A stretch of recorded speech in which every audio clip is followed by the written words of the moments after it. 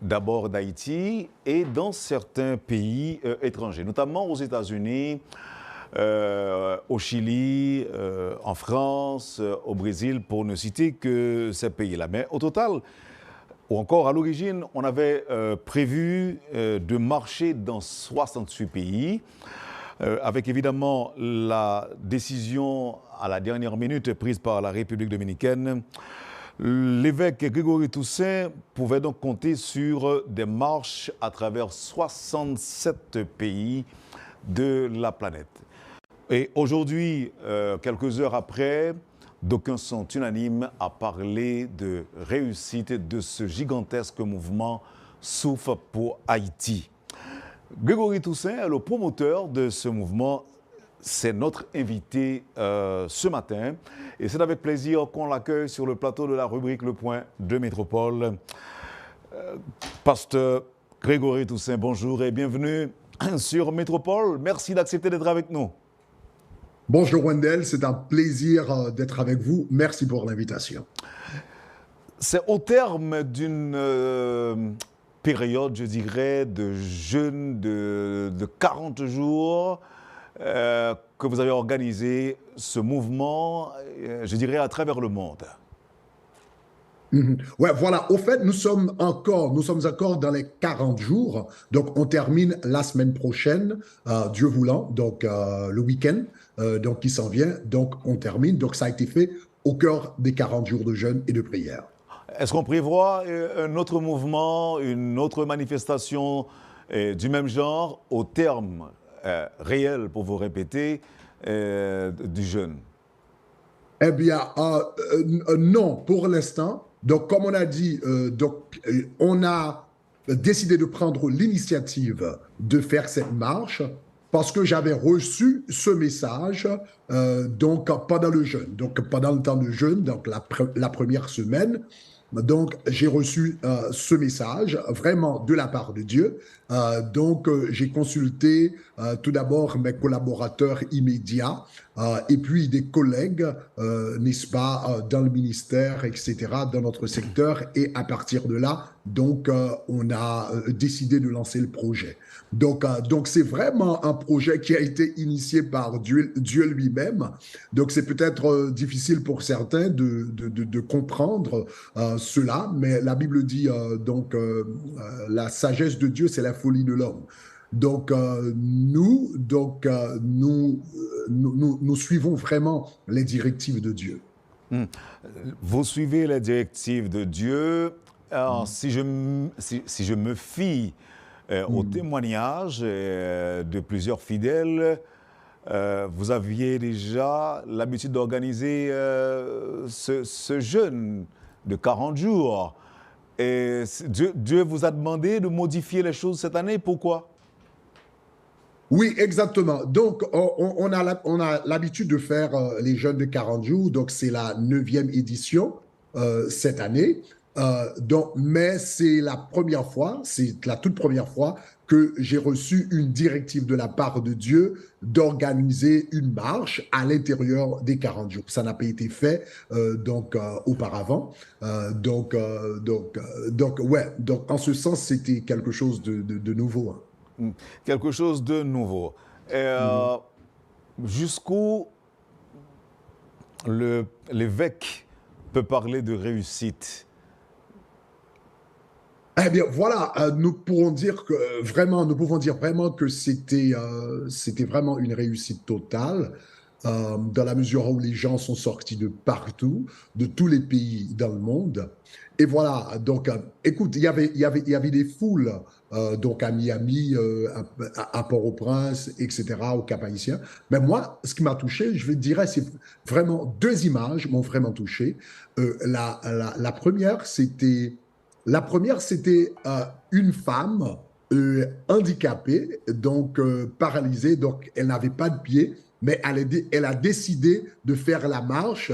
Donc elle avait des béquilles, mais elle a décidé de faire la marche sur des béquilles. Ah, ça, cela m'a interpellé. La deuxième image qui m'a interpellé, c'était l'image d'une femme en Caroline du Sud, là où elle vivait, elle n'avait personne, elle a décidé de marcher toute seule. Donc voilà, pour moi, il n'y a pas seulement la foule, mais cela nous montre comment il y a une soif d'un changement pour Haïti. Donc, je pense que c'est ce qui a interpellé les gens. Donc, cette marche a été organisée dans à peu près 3 semaines. Donc, c'est à peu près 3 semaines d'organisation. Donc, cela nous montre comment les gens vraiment ont soif d'un changement réel en Haïti.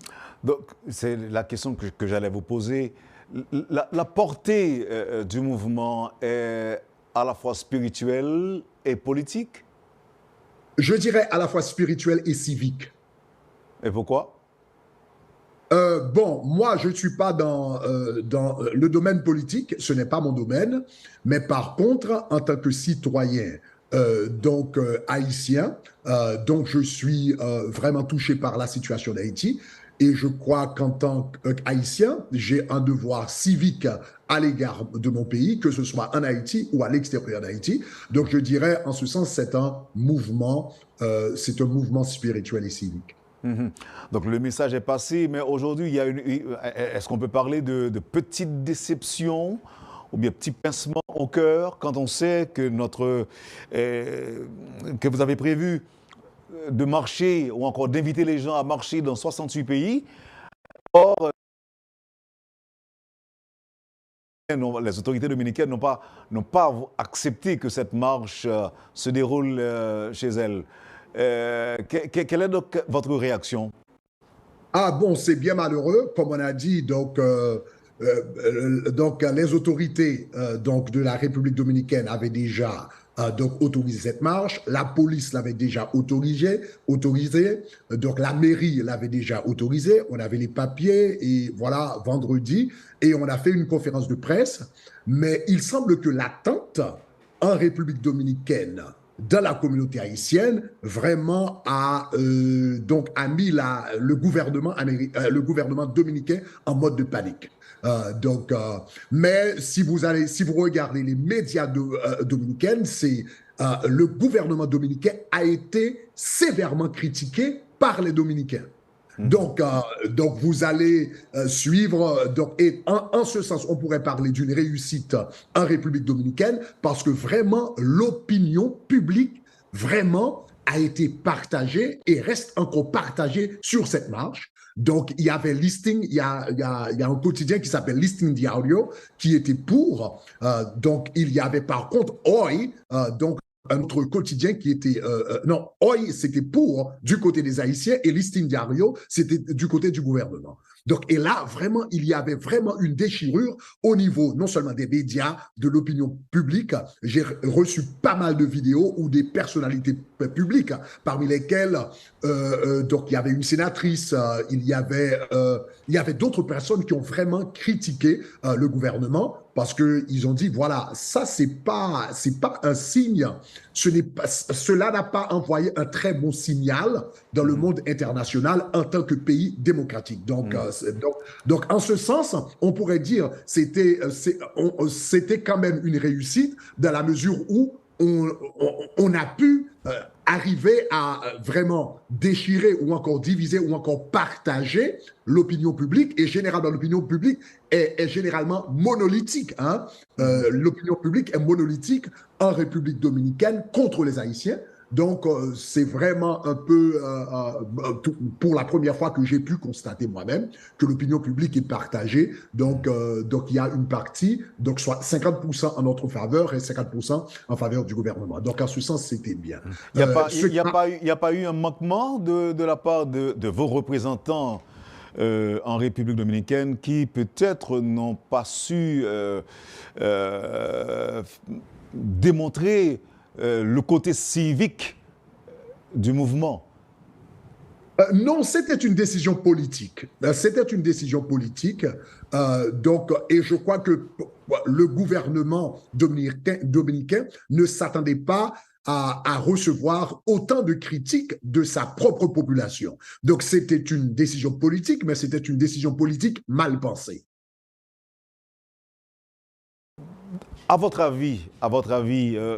pasteur, vous auriez fait sortir dans les rues combien de gens? Bon, mon équipe estime entre 500 000 à 1 million, mais ça dépend. Donc, bon, vraiment, c'est difficile de faire le décompte. Voilà, voilà. C'est Quels ce que sont, eux, vous avez ciblé les capitales, quelques-unes des capitales parmi les plus importantes, telles que Paris. Vous étiez aussi à New York, à Boston, à à New Philadelphie. Jersey, à Washington. Donc voilà, donc Philadelphia, donc il y avait Ottawa, Montréal, donc vraiment dans plusieurs grandes capitales dans le monde. Mais je suis en train de regarder quelques images. Là, c'est des images de Port-au-Prince. Et là, pasteur, j'imagine qu'on est à plusieurs dizaines de milliers seulement sur Port-au-Prince. Ouais, ouais, exactement. Donc, il y avait le Cap-Haïtien également, il y avait Gonaïve. Donc à Gonaïve, bon, c'était un peu partout, à Jacmel, Esch, donc Léogane, on a reçu toutes les images. Donc, Nord-Ouest, donc Bassin Bleu, j'ai vu, donc ils étaient un peu partout. Et même à l'intérieur de Port-au-Prince, vous avez, donc à Carrefour, ils avaient leur propre marche, Bon Repos, il y avait leur propre marche. Et ce que vous regardez ici au Champ de Mars, donc c'est seulement une partie de la population parce qu'on avait donc c'était trois branches. Hein. Donc vous regardez l'une des branches ici. Je ne vais pas vous demander, Monseigneur, de révéler vos stratégies, vos plans non plus, mais comment vous avez réussi? C'est vrai, si ce n'est pas le cas, vous me le direz, c'est vrai que j'ai appris que vous seriez à la tête de plus d'une trentaine d'églises. Ouais, au fait, on est à 47 églises. 47. Ouais, on est à 47 églises, donc à travers le monde. Définitivement, les églises, la présence, le fait qu'on avait déjà une présence dans dans ces grandes capitales à travers nos églises, donc cela nous a aidés. Donc voilà pourquoi on va prendre une décision, bon, presque à la dernière minute. C'est généralement quelque chose de cette envergure prendrait des mois, pour ne pas même dire des années. Mais le fait le fait que nous avons des églises dans les différentes capitales du monde, donc nous avons des gens, donc cela nous a aidés. Donc je dirais, donc c'était la première des choses. Donc premièrement, la grâce de Dieu elle-même. Donc je pense que c'est important, le fait que on a reçu l'initiative de part de Dieu. Donc on ne veut pas estimer l'élément surnaturel. Donc il y a la grâce de Dieu. Deuxièmement, la présence de nos églises dans ces grandes capitales. Et troisièmement, l'assistance des pasteurs. Vraiment là, les pasteurs ont vraiment, je dirais, surpris. Donc, il fait 933 pasteurs du secteur vraiment à supporter ce mouvement. Donc, 750 organisations de la société civile à participer. Donc, vraiment, c'était une grande... c'était vraiment je dirais pas une grande démonstration, mais ça a été fait dans l'unité. Donc, je pense que c'est une démonstration de l'unité et ça nous fait comprendre la puissance de l'unité, comment on peut faire de grandes choses en très peu de temps lorsqu'on s'unit. Donc, c'est un peu ça ce qu'on a vu hier. Très bien. 47 églises, 67 pays, plus de 700 organisations. Et le titre, je dirais, de ce mouvement, c'est Souffle pour Haïti. En quoi cela peut être utile, pasteur, ce qui s'est passé hier? En quoi cela peut être utile? Comme j'ai souvent dit, je l'ai mentionné plusieurs fois, que une marche, en réalité, en elle-même, bon, je ne veux pas dire n'accomplit rien, parce que cela donne un sentiment d'accompagnement, un sentiment de collectivité, de mutualité, qu'on n'est pas tout seul, on ne se sent pas tout seul dans son combat. Donc ça, c'est important. Le fait qu'on se sent, voilà, peut-être je suis à la maison, je peux pas manger, donc la sécurité, le problème d'insécurité en Haïti, donc ça me porte à la tête, donc il y a ça. Donc parfois on souffre tout seul. Donc quand on sort ensemble, donc il y a ce sentiment que je ne suis pas tout seul. Il y a des gens qui sont en train de vivre la même situation. Il y a des gens qui me comprennent. Donc, il y a cet aspect. Mais sur le plan stratégique, je dirais, une marche, en réalité, ce qu'est, c'est une marche, c'est un levier de négociation. Donc, cela veut dire, donc le grand travail, vraiment, se fait après la marche. C'est après la marche. Donc, maintenant, on peut se rencontrer avec des décideurs, les grands décideurs, donc je dirais politiques, à travers le monde et leur dire, voilà, vous avez vu la marche, vous avez vu les photos, donc donc quand moi, je pars, donc je suis en contact avec des sénateurs un peu partout, donc aux États-Unis, je suis en contact avec le gouvernement américain et d'autres gouvernements.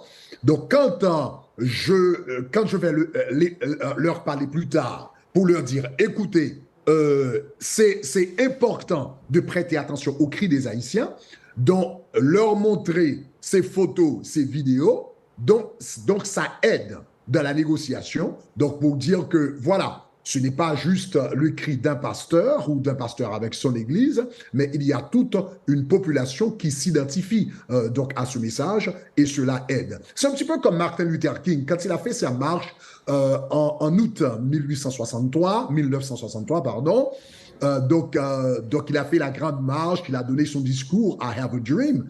Et juste après, donc, il a eu une rencontre avec Kennedy pour lui dire, donc, vous êtes obligé donc, il faut que...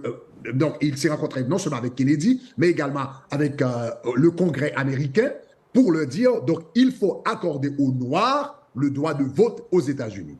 Donc, c'est ce qu'il a fait après. La marche a servi de levier, en réalité, pour pouvoir négocier donc, le droit de vote des Noirs aux États-Unis. C'est un petit peu, tout au moins, ma logique. J'ai envie de comprendre, pasteur. Et là, vous avez parlé tantôt de l'unité. Et là encore, je crois avoir compris, pasteur, l'unité entre les Haïtiens en Haïti, parce que hier, j'ai vu la mobilisation, j'ai vu les gens dans les rues, et ce qui s'est passé dans diverses capitales, diverses grandes capitales du monde, aux États-Unis notamment. Je viens encore là de regarder les images. Vous pensez que cette démonstration de force découlant de l'unité des Haïtiens un peu partout à travers le monde, cette démonstration, disais-je,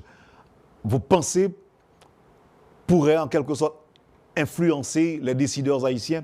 Parce que quand même, ce sont eux qui dirigent et qui sont à la barre. Vous pensez que finalement, on peut utiliser cette démonstration pour changer l'ordre des choses en Haïti? Oui, ça devrait donc influencer les décideurs en Haïti. Parce que, voilà, quand on est là, donc les décideurs en réalité nous sommes aux États-Unis, nous utilisons l'expression public servant. Donc nous sommes là pour servir le public, nous sommes là pour servir le peuple. La souveraineté en réalité réside finalement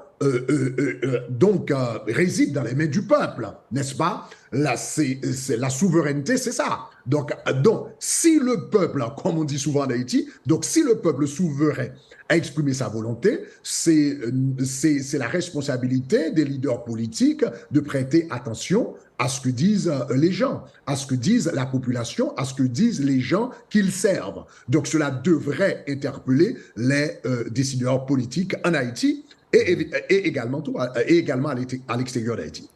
Sauf pour Haïti, là, c'est un pays, selon vous, c'est un pays qui est en passe d'être asphyxié, là, qui a besoin de respirer.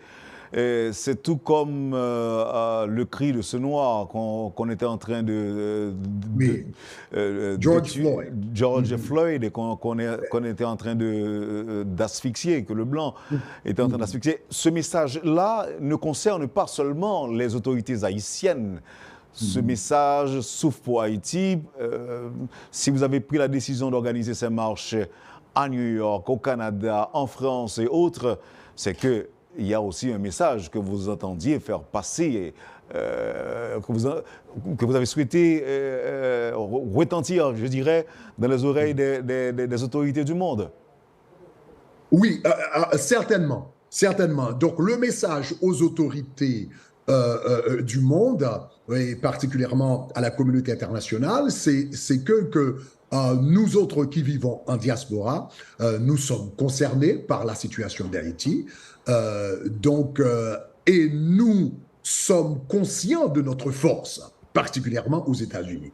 Donc, bon, je pourrais vous donner quelques chiffres. Par exemple, nous autres, nous avons quand même donc un ministère de médias, Radio-Télé Shekinah. Donc, quand nous, par exemple, nous autres, quand nous faisons nos 40 jours de jeûne, donc on n'a pas toutes les données pour cette année parce qu'on n'a pas encore terminé les 40 jours de jeûne pour l'année 2023, mais disons par exemple l'année 2022. Quand on a fait les 40 jours de jeûne, donc il y avait à peu près 5 millions de personnes qui avaient suivi à travers le monde entier. Donc, je n'ai pas dit 5 millions de vues, hein, j'ai dit 5 millions de personnes. Donc, cela veut dire que cela s'identifie par des adresses email uniques, donc sur YouTube. Donc, c'est ce qu'on appelle visiteurs uniques, n'est-ce pas? Donc, il y a eu à peu près 5 millions de personnes à travers le monde qui avaient suivi les 40 jours de jeûne. Parmi ces 5 millions de personnes, il y en avait 2 millions qui étaient aux États-Unis. 2 millions qui étaient aux États-Unis. Maintenant, selon le gouvernement américain, 61% des Haïtiens qui vivent aux États-Unis sont naturalisés ou encore sont américains. Donc, 61% sont naturalisés. Et pour nous autres, dans la grande famille Shekinah, nous avons fait notre sondage également et nous avons trouvé 70%. La raison, c'est parce que, bon, voilà, nous avons un ministère qui attire les jeunes, qui attire beaucoup de jeunes et beaucoup d'entre eux sont nés aux États-Unis ou bien ont grandi aux États-Unis. Donc, on a compris que c'est un peu plus élevé. Donc, si vous regardez, donc, on parle de 70%. Donc, je pars seulement pour le ministère Shekinah. Hein. Donc, dans le ministère Shekinah, on parle de 2 millions de personnes qui suivent aux États-Unis, 2 millions d'Haïtiens, Haïtiens américains qui suivent aux États-Unis, et 70% d'entre eux donc, peuvent voter. Donc, 2 millions d'Haïtiens, 70% d'entre eux peuvent voter. Cela veut dire que nous avons au moins seulement les gens qui sont connectés au ministère Shekinah. Nous regardons ici 1 400 000 Haïtiens qui peuvent élever leur voix, qui peuvent utiliser leur puissance de vote dans une élection. Donc voilà, il faut, dans les élections, donc il faut utiliser cette puissance. Donc on a voulu quand même faire retentir ce message aux oreilles des autorités américaines pour leur dire que nous autres Haïtiens aux États-Unis, nous sommes capables de décider une élection présidentielle aux États-Unis. Si vous vous rappelez la dernière fois qu'il y avait la contestation entre George Bush et Al Gore, donc les élections ont été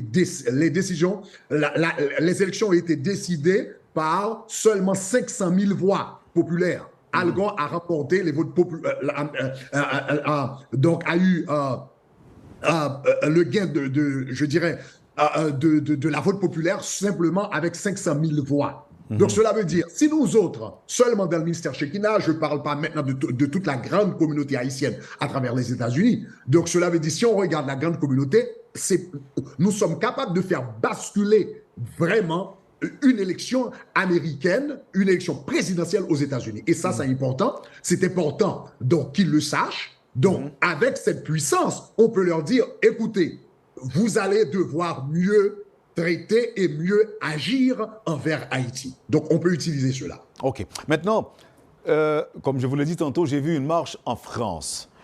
Oui. À supposer que le président français regarde ce qui se passe chez lui à travers les rues, il pourrait par exemple lire « Souffle pour Haïti » et se demander, mais en fait, qu'est-ce qu'ils veulent, ces Haïtiens? Sauf pour Haïti, ça veut dire quoi? Plus près de nous, aux États-Unis, l'Américain peut se dire, mais ils sont dans les rues, sauf pour Haïti. What they want exactly? Why? Sauf pour Haïti. What does that mean? Et si, par exemple, on vous demande qu'est-ce qu'ils veulent exactement par ordre de priorité, vous diriez quoi?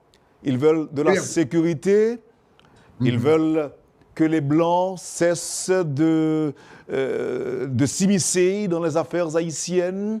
Est-ce que c'est vrai qu'ils veulent que nous cessions de nous mêler de leurs affaires?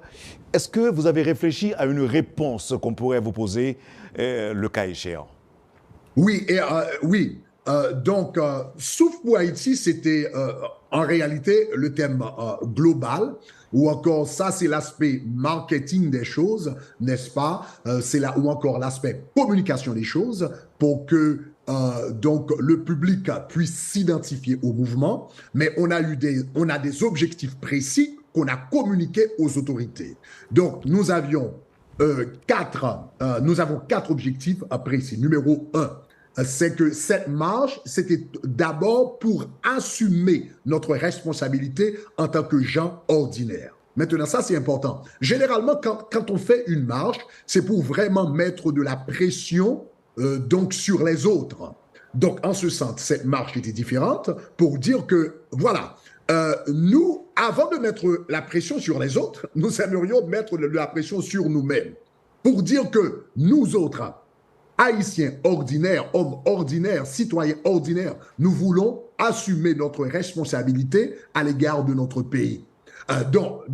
Et ça, c'est important parce que on sait que il y a les grands changements de la société se font quand les gens ordinaires assument leurs responsabilités. Vous regardez, par exemple, je veux dire, bon, on commence par exemple sur le plan spirituel. Jésus-Christ a commencé avec des pêcheurs de poissons.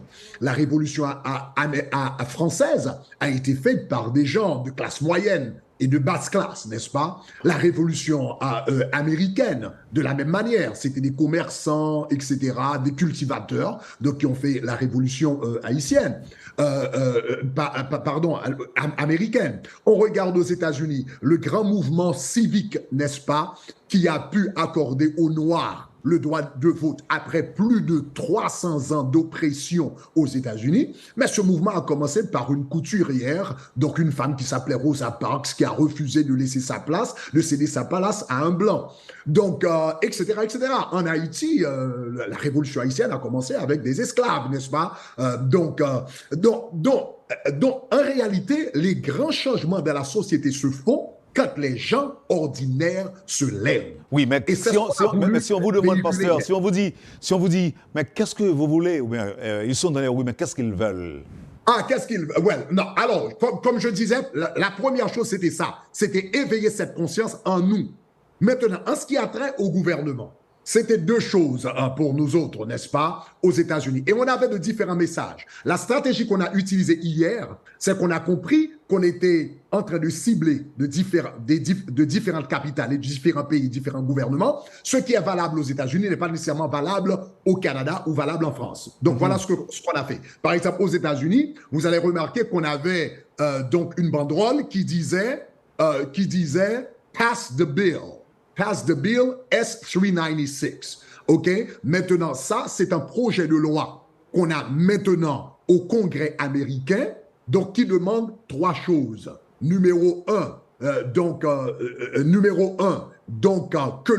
que la communauté de renseignement des États-Unis mette à la disposition du public les informations, les informations que eux ils possèdent sur les gens qui financent les gangs en Haïti, ok, et qui les supportent. Donc ça, c'est la première chose que demande ce projet de loi. Deuxièmement, ce projet de loi demande qu'on annule leur visa. Et troisièmement, s'ils ont des biens aux États-Unis, eh bien qu'on gèle leurs biens aux États-Unis. On pourrait vous dire qu'on a déjà commencé. On a déjà commencé. On a déjà commencé, mais je crois que les États-Unis peuvent être plus précis par rapport à cela. Donc, des noms sont sortis, mais nous n'avons pas vraiment beaucoup d'explications par rapport à cela.